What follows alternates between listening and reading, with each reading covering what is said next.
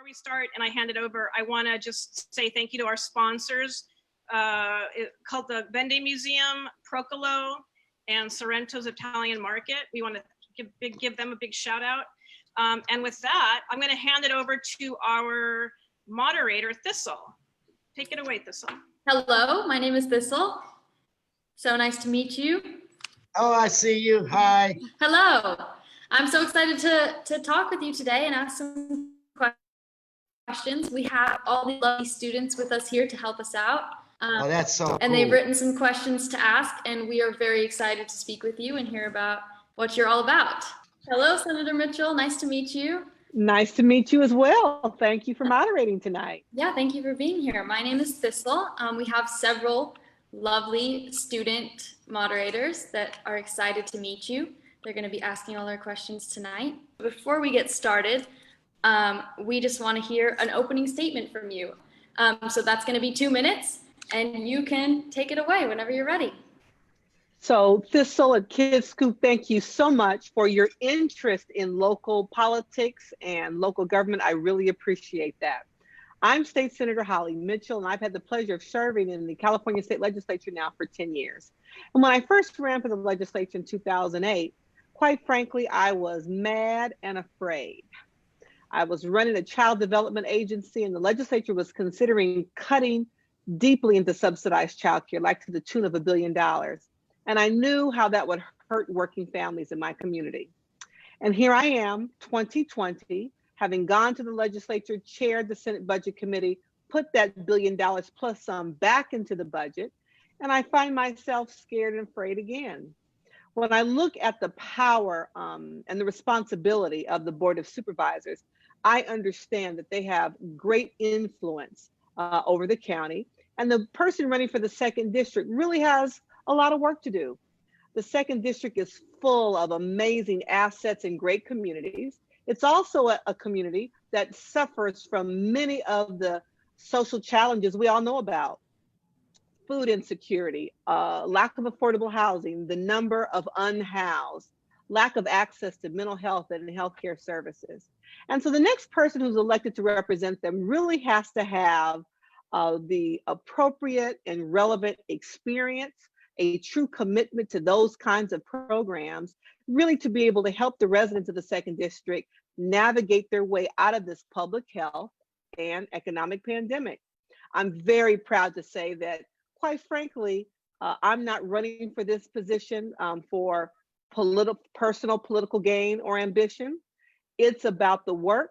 It's about the history of my work. And it's about the fact that I'm prepared to deliver these services to the residents of the 2nd District. That's why I'm running, and I hope I can get your support.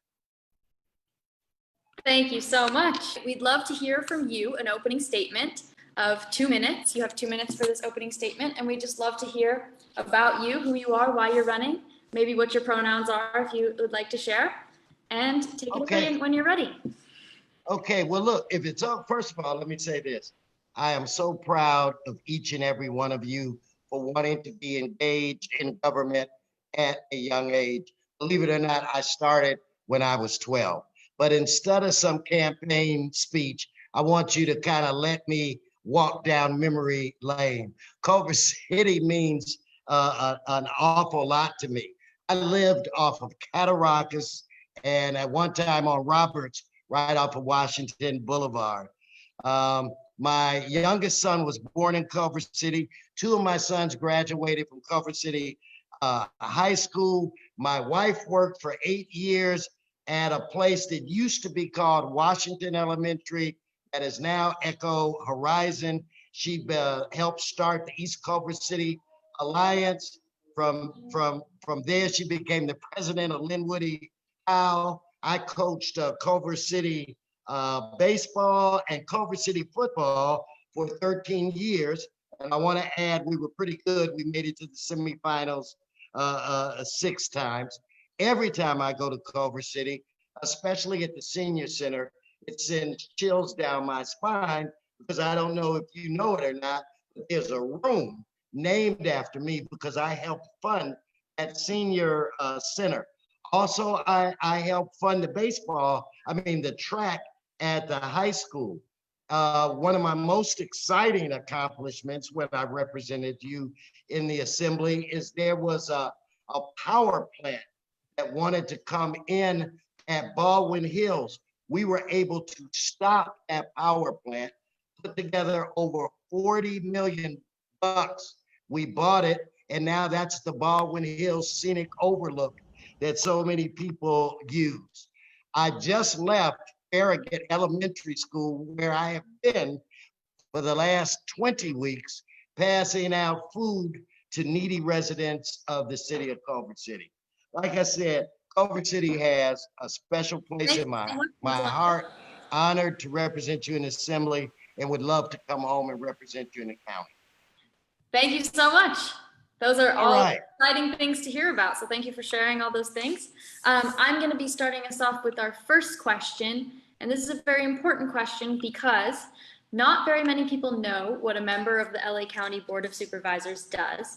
And yet it is a very complex, important, and highly esteemed position. Can you explain what this position entails and why the nickname is the Five Little Kings? Well, you know, I would imagine that the nickname, the Five Little Kings, probably goes back way before my time. I just can tell you that it is a very influential body. That's why so many people had interest in running for this position in the first place, because it gives you one heck of an opportunity to serve. County government is like state government, county government, city government, all rolled into one, because you have unincorporated areas where you perform the duties of the city council and the mayor. You also oversee health and welfare. You have a significant role, play a significant role where it relates to some of our most vulnerable children, the ones that are in foster care. It is one of the biggest jobs that you can imagine.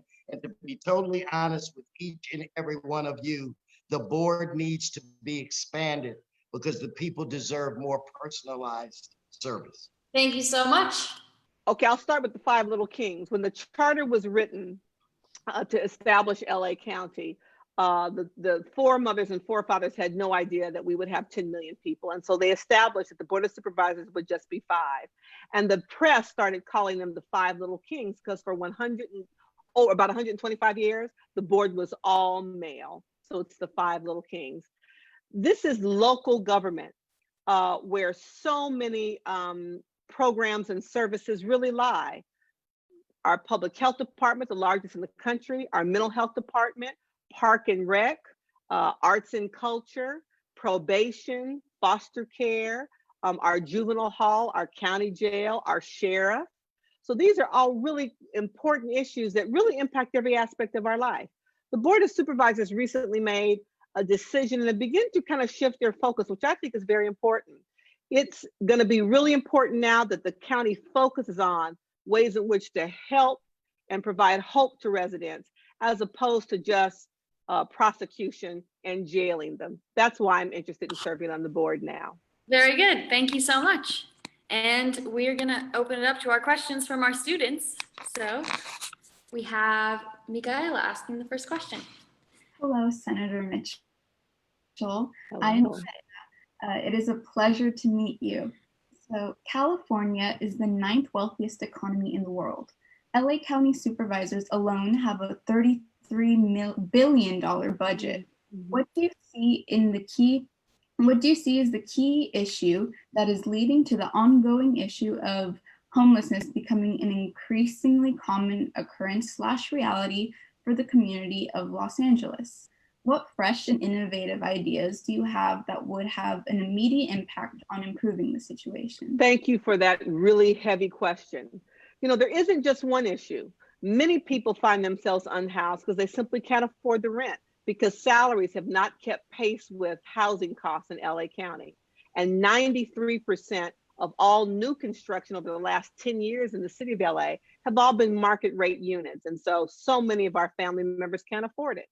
It's also as a result of a lack of investment in many support programs that help people keep housed who need a little help, lack of investment in mental health services and alcohol and drug programs.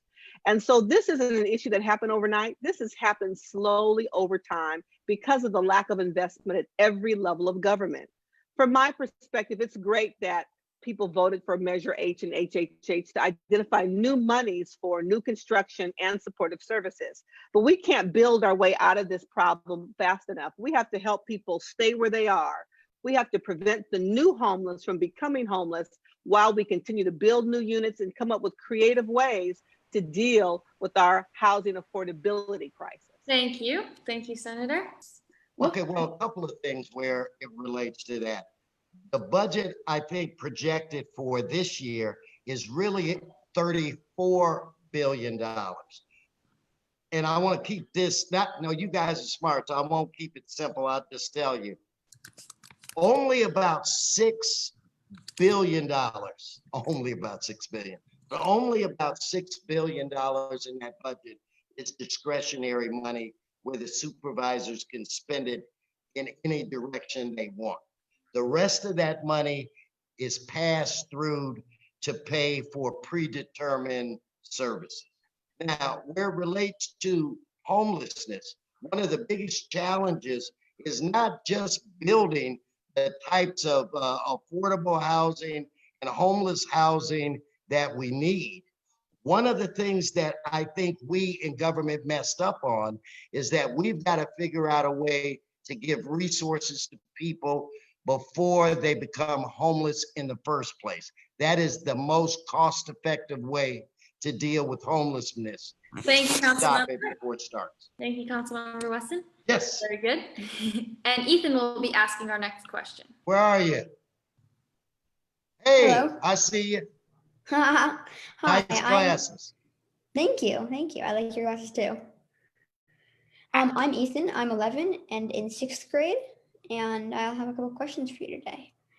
So, what does defund the police mean to you? As county supervisor, what would you support defunding law enforcement or taking any steps in reshaping the policing system? Okay, you know what? Thank you for that question, Ethan. Defunding the police means different things to different people. In the city of Los Angeles, I'm not just the leader in that region, I am the leader in the country on reimagining public safety. And tomorrow, in my police reform committee, you're going to see us begin to revolutionize policing by coming up with unarmed professionals to deal with individuals that have mental health issues, substance abuse issues, homeless individuals, because those are the areas where we have a lot of outcomes that don't turn out well.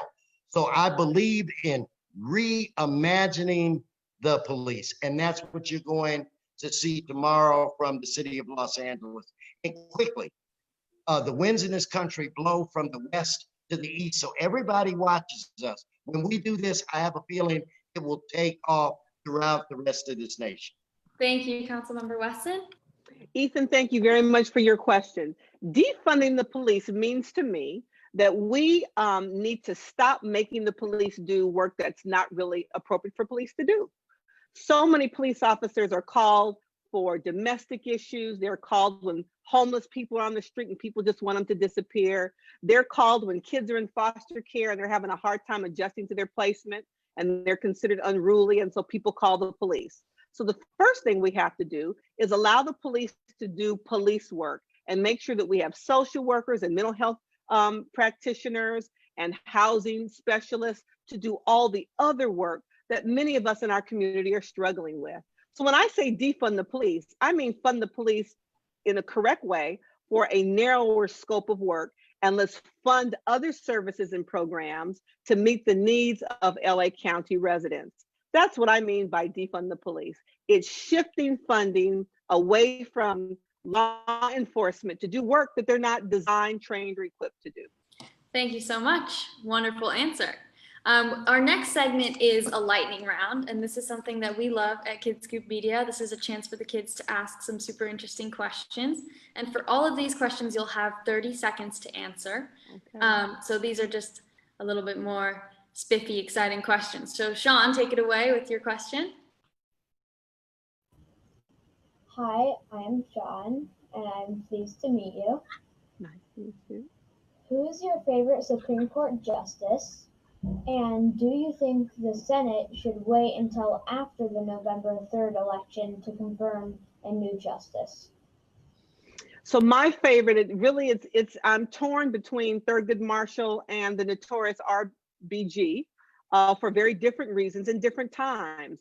Interestingly enough, though, both of them based many of their groundbreaking cases on the research of a woman by the name of Polly Murray, a Black woman who was ahead of her time, who did some of the early research around civil rights and gender rights that both of them worked. Yes, the Senate should wait. We have 33 days before the election.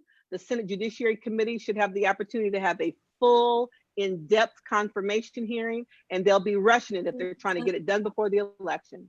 Okay, good question. Okay, let me answer it reversed. They should wait, but they're not. My favorite Supreme Court justice was Thurgood Marshall. Not so much because he broke history, which he did, to become the first Black person on the court, but because he was one heck of a lawyer for the NAACP and had a track record for fighting for the rights of all people. He was, as we used to say when I was your age, a bad mamma jamma. I did that in under 30 seconds. Yes, so much. Fantastic answer. We're gonna do another one from Lilybet. Go ahead, Lilybet. Hi. I don't say, hey, I see you up there. Hi, I'm Lilybet, just turned 11 in 5th grade. And can you name a Good. world leader you most admire and why? God, that's almost impossible to answer because I could go Barack Obama, Michelle Obama. But for me personally, you know, as a young man searching for a vision, there was a guy, God rest his soul, named Ron Dellums, who was a congressman from Oakland, who came to my college and inspired me and gave me the vision to be a public servant that I was looking for. So no matter how I slice it or dice it, I always go back to Ron Dellums, former congressman, former mayor of the city of Oakland. Thank you. Well, this is going to sound very local, but Dolores Huerta. I've had the opportunity to meet her. She's in her 90s. When I think about the courage and conviction that she had in helping to establish, particularly as a woman labor leader all those years ago, she's got quite a few kids. So I just think she's amazing in terms of her vision and bravery to help found United Farm Workers and her ongoing decades of social justice action. She gets arrested about a dozen times a year, even to this day. So I count her as a significant world leader. Thank you so much. And Roxy will be asking our next question. Senator Mitchell, do you speak a second language, and what inspired you to learn this language? Thank you very much. I sign. I know, you know, I wouldn't say that I'm fluent, but I'm pretty good in American Sign Language. I learned it as an undergrad at UC Riverside. I got a great job at the California School for the Deaf. And I was working in a dormitory for the middle school boys. And I realized I better know what those middle school boys were talking about in order to do my job as a student aide effectively. So ASL. Thank you so much. Let me tell you, I am going next year when you do something and you bring me back, I am going to be speaking Spanish. I have a 21-month-old grandson who is African-American and Colombian.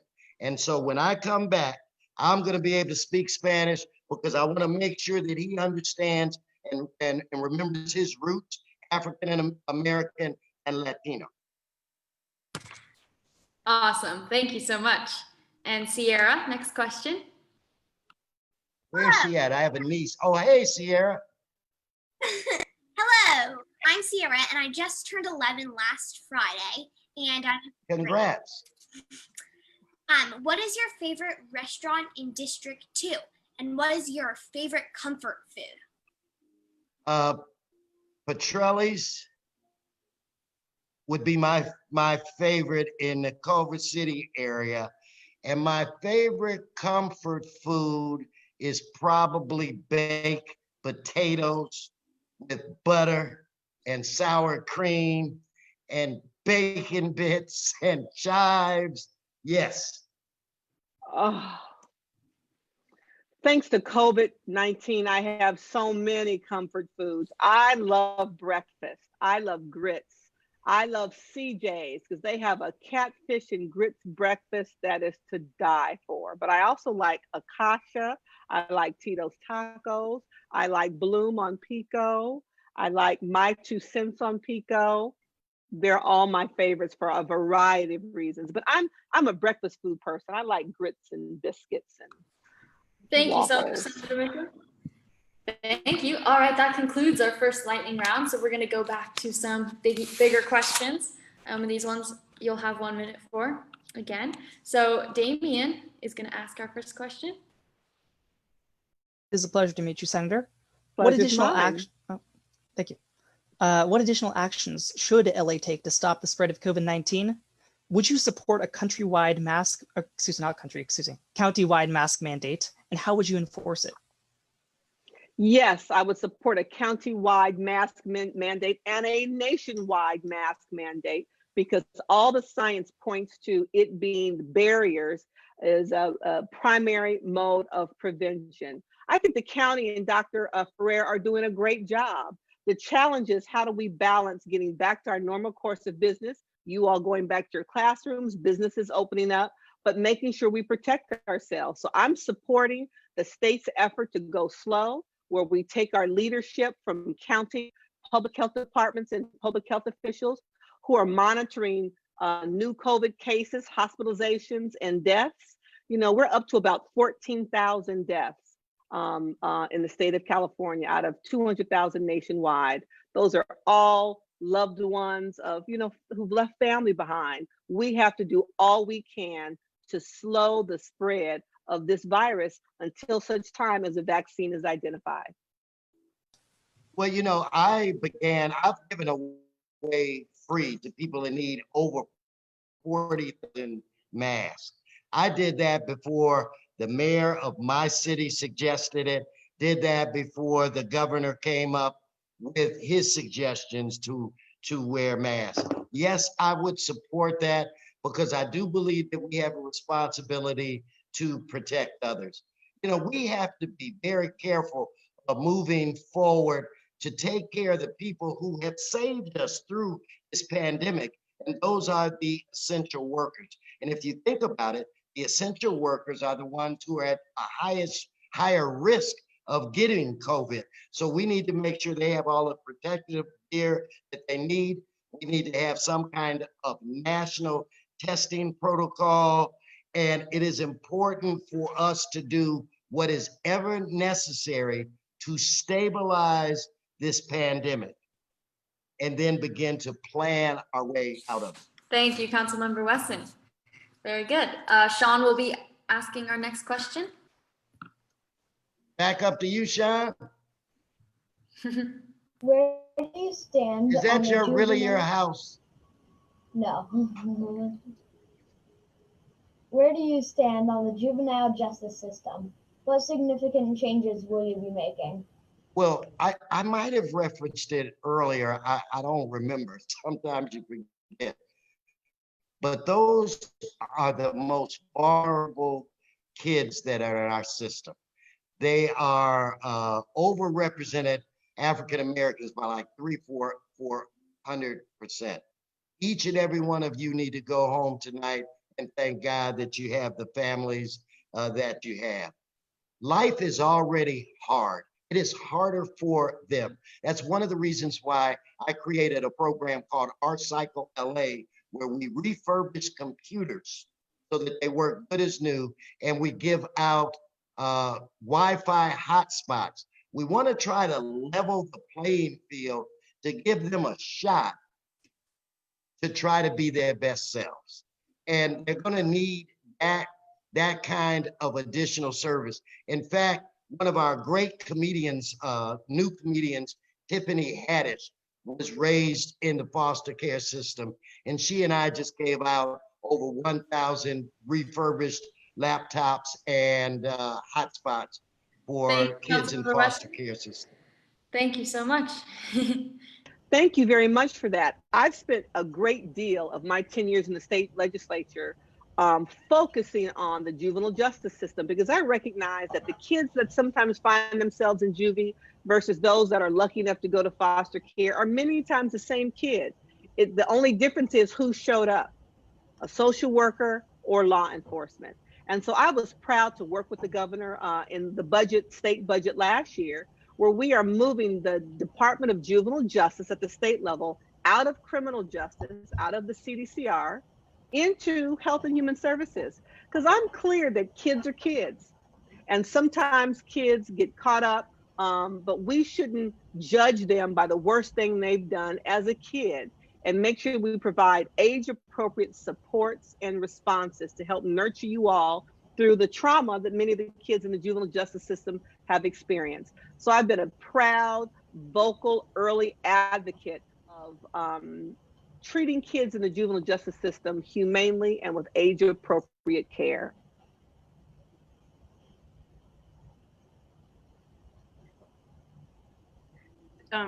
Michaela? LA County Jails, the largest jail system in the nation, has a history of violence, especially in the men's jail. What will you do to turn the situation around? What can you do about the sheriff's department as it's also dangerously dysfunctional? And you know, this isn't new with regard to the sheriff's department. LA County Sheriff has a long history of dysfunction and real bad cops influencing other cops in the system. You know, unfortunately, the sheriff is a duly elected official, and so the Board of Supervisors doesn't have oversight over him, but we do have control of the purse strings. We do control his budget.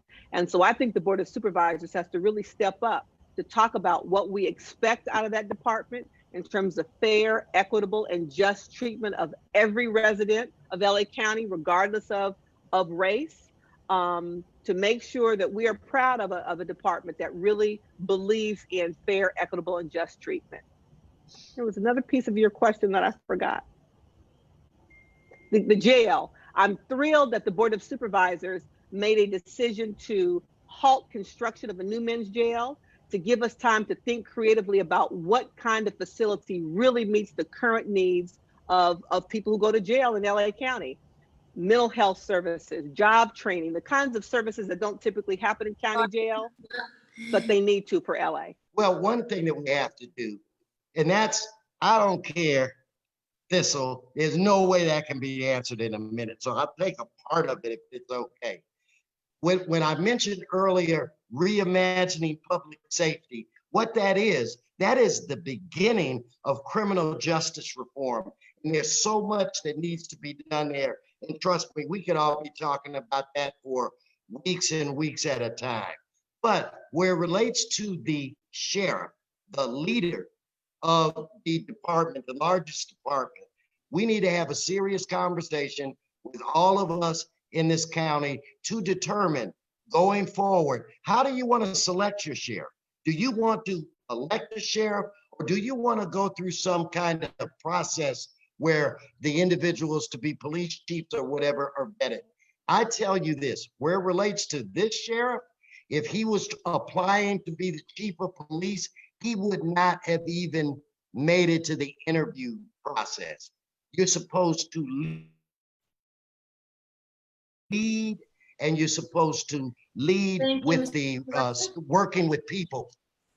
You did good. Very good. That's that was right. a fantastic answer. I know the time is a little constraining, but hey, but it's like yeah. It's exciting. We're not usually can cover all these very important topics. I'm trying to get my rhythm. I want the lightning round back. Well, we're going to the lightning round now. Oh, really? And I was just joking. Well, we are. We're ready for another lightning round. We have some good questions ready, and Lilybet will be asking our first one. So take it away, Lilybet. I know where she is. I just had her right up here. I see you. What is your favorite museum in LA, and what is your favorite piece of art or exhibit in it? The Natural History Museum has always been one of my favorites, even when I was probably younger than, is it Roxy that's in the third grade? And my favorite section has always had to deal with prehistoric time, cavemen, and that kind of thing. So that's my favorite museum, and that's what I enjoy most about it. Thank you so much.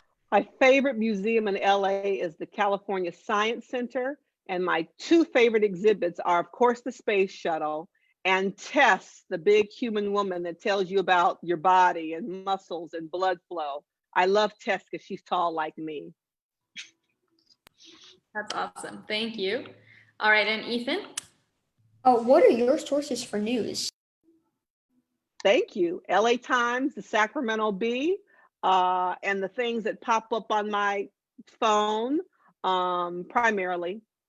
And I'm old, so I still like the local news in the evening. I watch CBS. I wake up to Gail, hear her version of the news. So I still get a lot of my news from TV news as well. Thank you, Senator Mitchell. I have one little follow-up question. Do you listen to any podcasts? Yes, I do. And I was introduced to one just yesterday by a gentleman who I happen to see his TED Talk, Babatunde Thurston. And he has two new podcasts dealing with COVID, and one dealing kind of with civic engagement and the civil unrest we're dealing with right now. So Babatunde Thurston is my new podcast favorite. Thank you so much. Well, believe it or not, I think that the more diverse your staff is, and I have a very diverse staff, and I'm not just talking about ethnically, I'm talking about generationally as well. So I am now becoming social media savvy.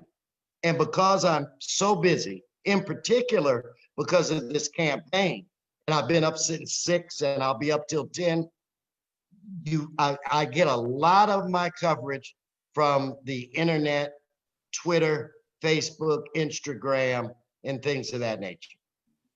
But I still read the paper. So boring, but I read the paper.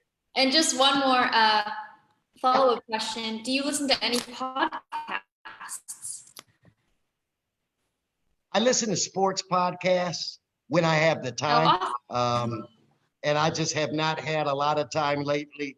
But when I listen to sports, I don't think about the challenges of our world or COVID or, unfortunately, the people that have lost their lives. I kind of go to a different world, and sports takes me there. I have been a sports person since I was in the second or third grade. That's awesome. That's very important. Make sure you're getting that self-care in. Very good. Our next question will be asked by Sierra. Back to Sierra. Hi. Which singer or band would you like to play at your election night victory party?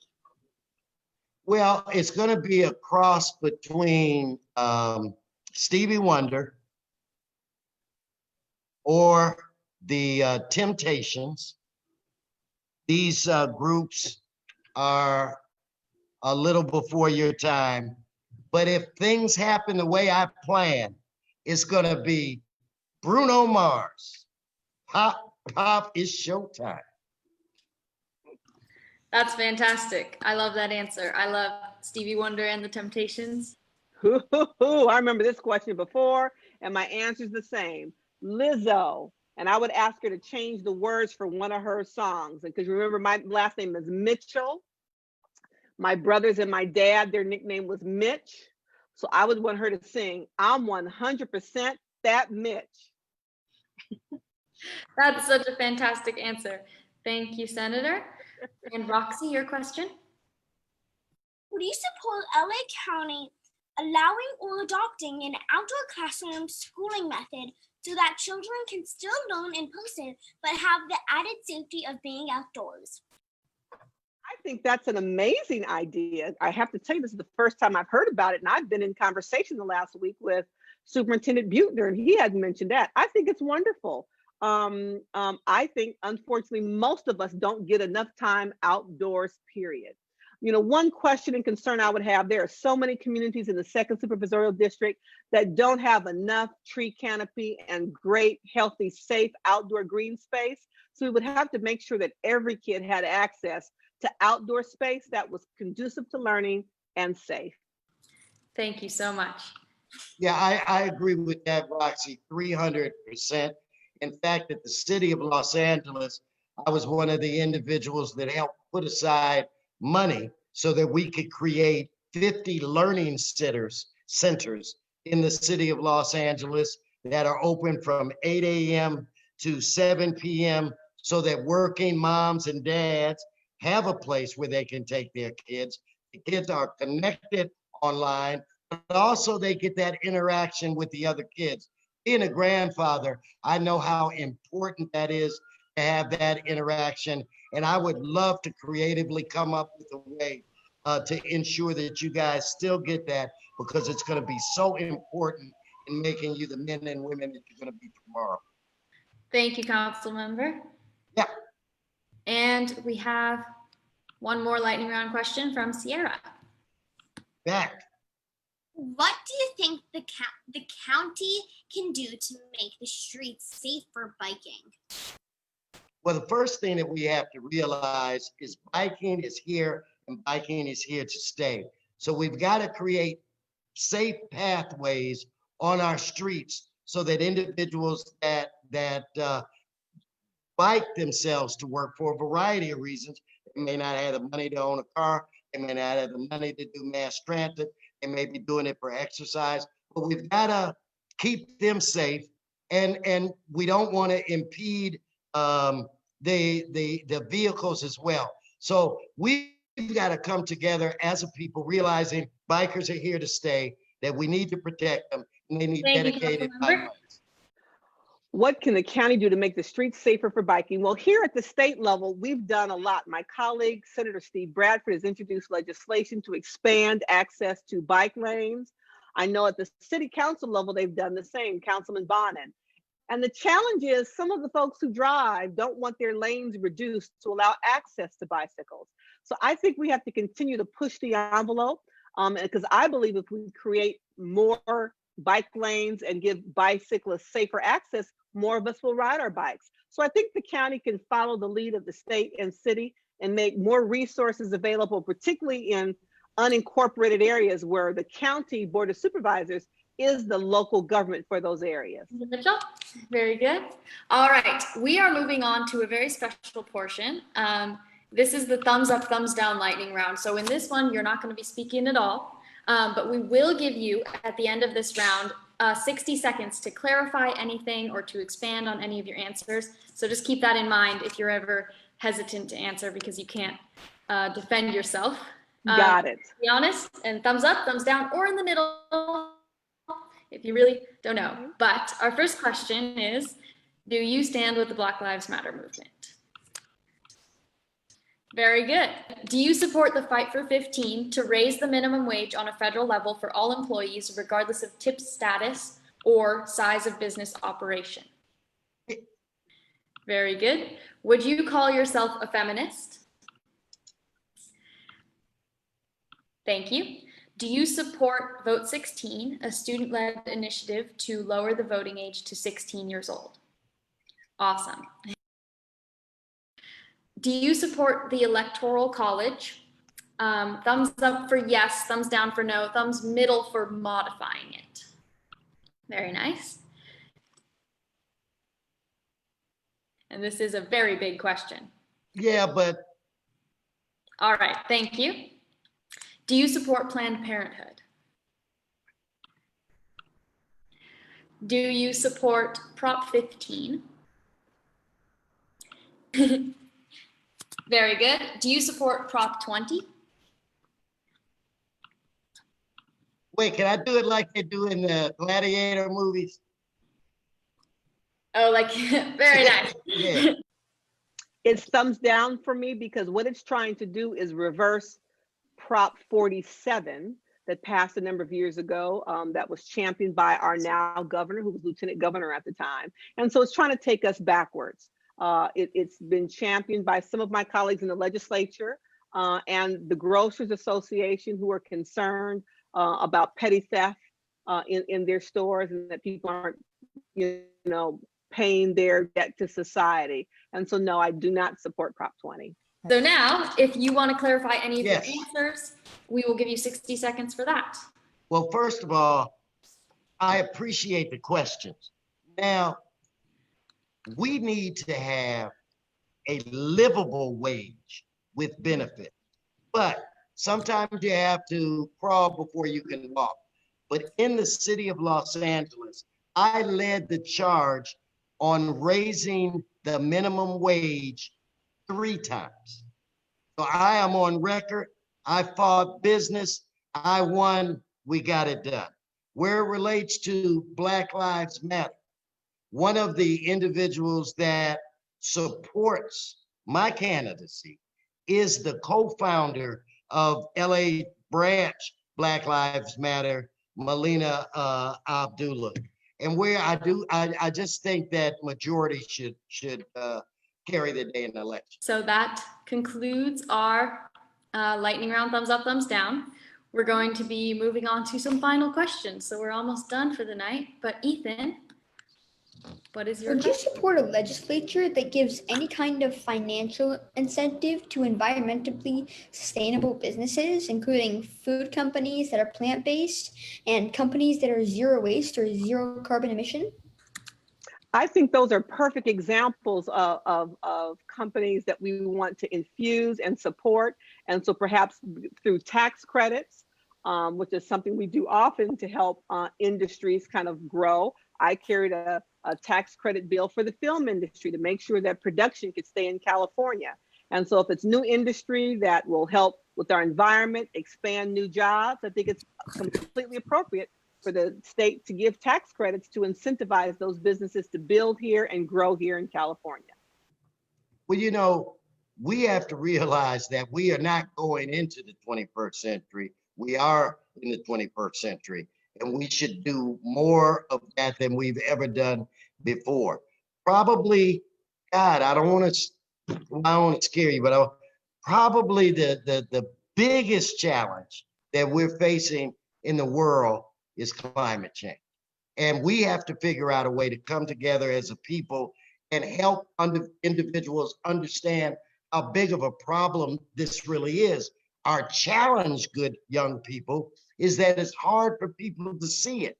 It's like so we've got to creatively help them visualize that if we don't do something, our planet 80 years from now could look like something out of one of these futuristic, apocalyptic movies.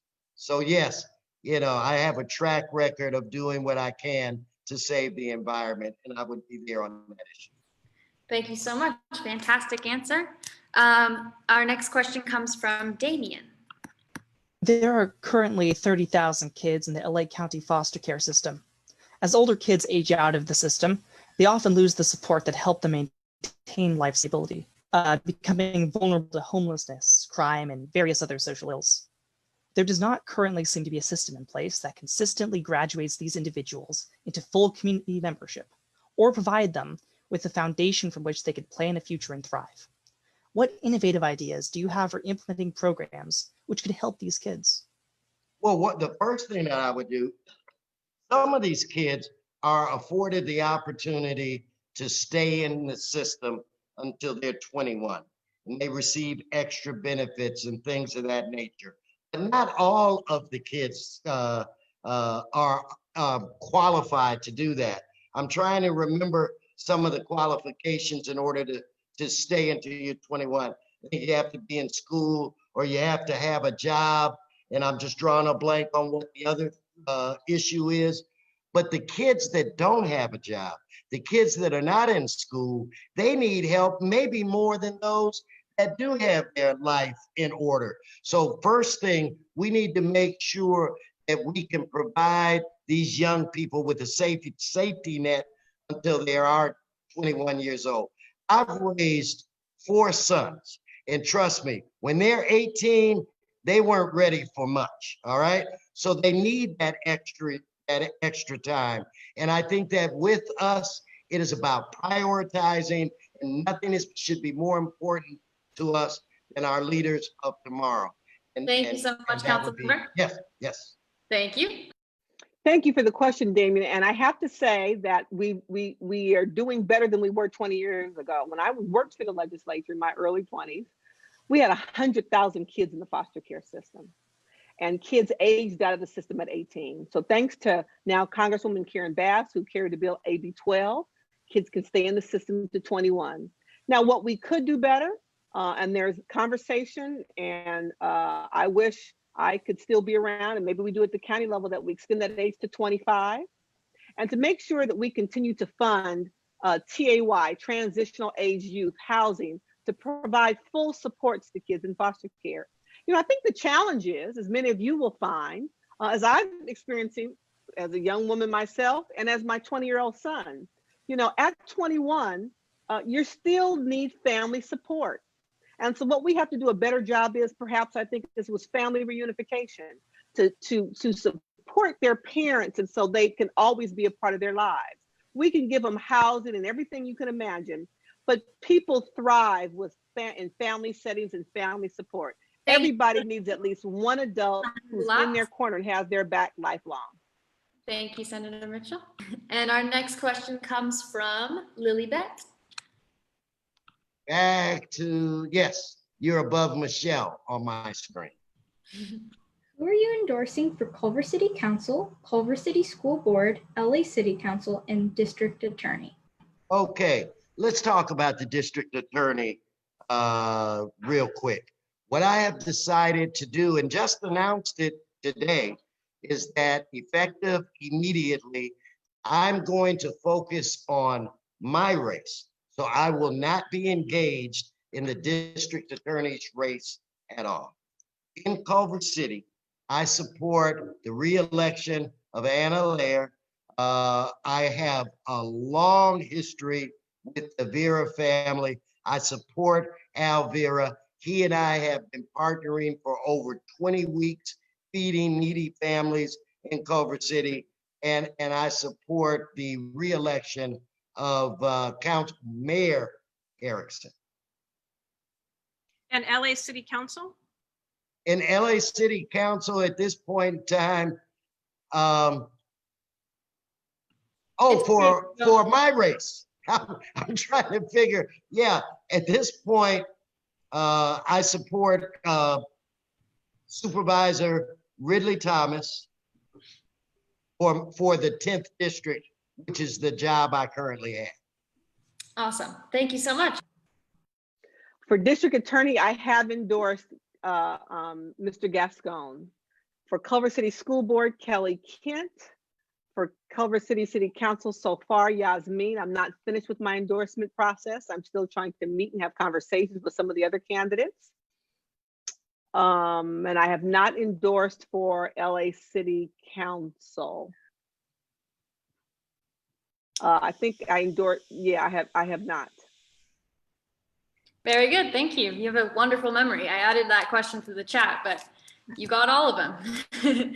Awesome job. All right, well, we have finished all of our questions. Thank you so much to all of our students with us tonight for asking all those fantastic questions. And I just want to mention that they all wrote those questions themselves as well. So we've been doing our research, making sure that we are just as informed, even though many of us can't vote. But it's time for closing statements. So you'll have 2 minutes. And this is your opportunity to clarify anything that you didn't get a chance to mention, to say anything that some encouraging words or some, I don't know, whatever you want to say. 2 minutes is yours. All right. Well, this is always an absolute pleasure, and you all give me hope. You really do. Because we're in a really pivotal time in our nation's history, at the national level and in our own community and in LA County. And I believe that this election is going to be about contrast, not status quo. I believe this is our opportunity to elect someone who is bold, creative new ideas, a true trailblazer that can really help guide the county toward these issues that the county needs to focus on, ways in which to provide help and hope to people who are in the middle of crisis, as opposed to merely focusing on prosecution and incarceration. I'm running not because I have extreme political ambitions. I'm running because this is the work I've spent my entire life working on, and the kind of work I've trained myself in doing, and leading Crystal Stairs, a child development agency, and being in the legislature for 10 years, and being chair of the Senate Budget Committee this year in the middle of a crisis where I was able to avoid any cuts to education, homeless services, Martin Luther King Community Hospital, and so many more. And so I understand that LA County is a critical element to the entire state's economy. And I understand that the second district has great assets and great communities and great future leaders like you.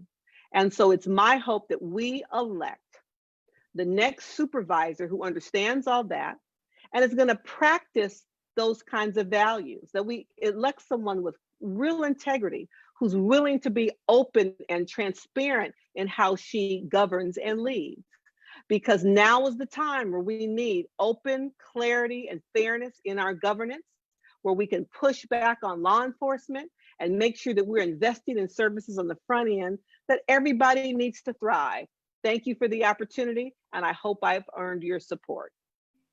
Thank you so much, Senator Mitchell. We really appreciate you being here tonight with us. Thank you for the opportunity. It's always great. It was wonderful to speak with you. Thank you, Senator Mitchell. Thank you. And here's my Halloween costume, so everybody wear your mask. Very awesome. Thank you.